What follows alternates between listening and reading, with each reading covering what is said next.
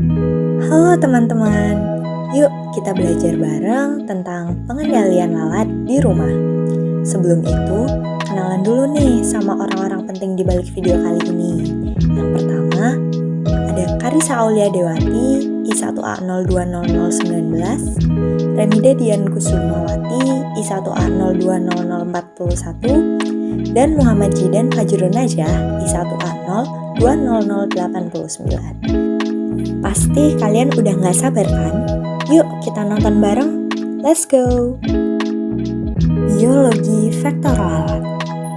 Kalian semua pasti tahu kan apa itu lalat? Lalat berhubungan erat dengan kehidupan manusia di seluruh dunia. Lalat termasuk dalam filum Arthropoda, kelas Hexapoda, dan ordo Diptera. Serangga ini memakan sisa makanan manusia dan limbah yang mengangkut berbagai agen penyakit. Beberapa spesies lalat yang beragam jenisnya telah beradaptasi dengan kehidupan di pemukiman manusia dan menimbulkan masalah yang sama. Tubuh lalat terbagi menjadi 3 bagian loh, yaitu kepala, toraks, dan abdomen. Lalat mempunyai metamorfosis yang sempurna dimulai dari telur, larva, pupa, dan lalat dewasa. Serangga ini memiliki ciri-ciri khusus, di antaranya 1. Berukuran kecil, sedang, sampai berukuran besar. 2. Mempunyai sepasang sayap di bagian depan. 3. Mempunyai sepasang halter sebagai alat keseimbangan di bagian belakang. 4. Bermata majemuk dan sepasang antena. 5. Mata lalat jantan lebih besar dan sangat berdekatan satu sama lain. Untuk lalat betina, matanya berbentuk lebih besar daripada lalat jantan. Bionomik vektor lalat. Lalat memiliki kebiasaan hidup yang sangat dekat dengan manusia, dimulai dari tempat perkembangbiakan sampai perilaku yang disukainya. Kebiasaan atau perilaku bionomik lalat sangat bermacam-macam. Di antaranya, yang pertama, tempat bertelur atau habitat places. Kebiasaan lalat bisa membiak di setiap medium yang terdiri dari zat organik yang lembab dan hangat, dapat memberi makan pada larva-larvanya. Medium pembiakan yang disukai lalat ialah kotoran kuda, kotoran babi, kotoran burung, dan sampah-sampah di tempat terbuka. Yang kedua, jarak terbang. Lalat bisa terbang jauh mencapai jarak 15 km dalam 24 jam. Kebanyakan lalat tetap berada dalam jarak 1,5 km di sekitar tempat pembiakannya. Tetapi beberapa bisa sampai sejauh 50 km. Ketiga, tempat istirahat. Di luar rumah, lalat lebih menyukai tempat yang tidak berangin, tetapi sejuk dan semak-semak. Sedangkan di dalam rumah, lalat beristirahat pada lantai, dinding, langit-langit, jemuran, dan pakaian. Tempat istirahat tersebut biasanya dekat dengan makanannya. Yang keempat, kebiasaan makan. Lalat tertarik pada makanan manusia sehari-hari seperti gula, susu, makanan olahan, kotoran manusia dan hewan, darah, serta bangkai binatang. Lalat makan paling sedikit 2-3 kali sehari. Yang kelima, lama hidup. Lama hidup lalat sangat bergantung pada makanan, air, dan temperatur. Pada musim panas, usia lalat berkisar antara 2-4 minggu. Sedangkan pada musim dingin bisa mencapai 70 hari. Tanpa air, lalat tidak dapat hidup lebih dari 46 jam. Keenam, temperatur dan kelembapan.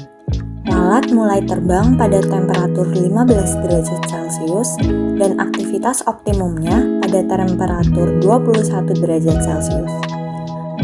Pada temperatur di bawah 7,5 derajat Celcius tidak aktif dan di atas 45 derajat Celcius terjadi kematian pada lalat.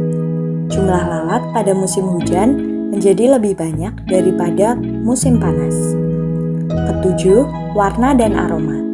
Lalat tertarik pada cahaya terang seperti warna putih dan kuning, tetapi takut pada warna biru. Lalat tertarik pada bau atau aroma tertentu, termasuk bau busuk dan esens buah. Selanjutnya, kita akan membahas permasalahan kesehatan akibat faktor lalat. Kepadatan lalat yang tinggi dapat menyebabkan munculnya permasalahan kesehatan di masyarakat dan lingkungan sekitar. Lalat memindahkan agen penyakit dengan mengkontaminasi makanan yang dihinggapinya melalui muntahan, kotoran, maupun hanya memindahkan kuman yang berada di permukaan tubuhnya. Penyakit yang dapat disebabkan oleh lalat sebagai faktor diantaranya yaitu meiasis, kolera, tifus, diare, dan penyakit gangguan pencernaan lainnya yang berkaitan dengan kondisi sanitasi lingkungan yang buruk. Yang pertama, meiasis. Lalat penyebab meiasis meletakkan telur pada luka sehingga saat menetas, larva akan masuk ke dalam luka dan menimbulkan luka yang lebih besar atau wound meiasis. Yang kedua, diare, kolera, dan demam tifoid. Salah satu penyebab penyakit gangguan pencernaan seperti diare, kolera, dan demam tifoid adalah tercemarnya makanan dan minuman oleh bakteri yang dibawa oleh lalat. Lalat dianggap mengganggu karena kesukaannya hinggap di tempat-tempat yang lembab dan kotor seperti sampah.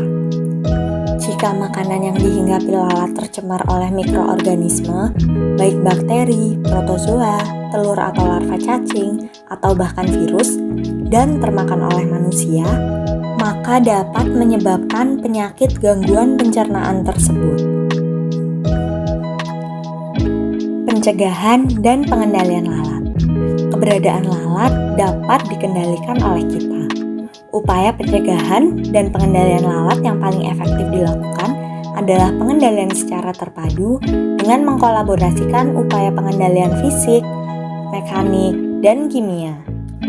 Langkah pertama yang dapat dilakukan yaitu dengan tindakan penyehatan lingkungan yang bertujuan melenyapkan tempat-tempat berpotensi pembiakan lalat. Kegiatan ini dapat dilakukan dengan 1. Menghilangkan tempat-tempat pembiakan lalat. Lalat menyenangi tempat-tempat seperti tempat sampah di dapur dan sisa makanan yang tertinggal di bak cuci piring, di mana di dalamnya terdapat bahan-bahan organik. Hal tersebut tentunya dapat kita hilangkan dengan menggunakan tempat sampah yang tertutup, memisah tempat sampah organik dan anorganik, membuat spal yang tertutup, serta membuang sampah di tempat sampah dan bak cuci piring ke tempat penampungan akhir sampah secara rutin atau jika sudah penuh. Membuang sampah ke tempat penampungan dapat menggunakan teknik sanitary landfill di mana sampah ditutup atau dikubur dengan tanah sehingga lalat yang keluar dari pupa pada sampah tidak bisa menembus tanah yang padat. 2. Melindungi makanan dan minuman dari kontaminasi lalat. Melindungi kontak makanan dengan lalat dilakukan dengan menutup makanan dan minuman menggunakan tudung saji secara rapat-rapat sehingga lalat tidak dapat menghinggapi makanan dan minuman. 3.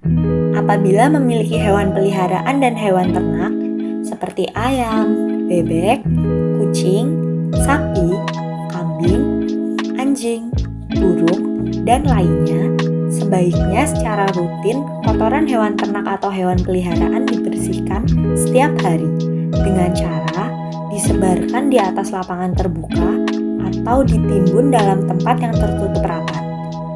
Selain itu, kotoran-kotoran hewan dapat dimanfaatkan untuk diolah menjadi pupuk kandang, sehingga tidak memungkinkan untuk lalat berkembang biak di dalamnya. Untuk pengendalian lalat dewasa dapat dilakukan secara kimia dengan penyemprotan udara menggunakan 0,1% piretrum dan secara fisik menggunakan raket elektrik yang bisa langsung membunuh lalat. Cukup sekian informasi dari kami. Lalu, apa sih kesimpulan yang bisa diambil? Meskipun jumlah lalat di rumah tidak banyak, namun tetap harus dikendalikan ya, agar kita semua terhindar dari serangan penyakit akibat lalat. Ingat, jangan malas bersih-bersih rumah. Sampai jumpa!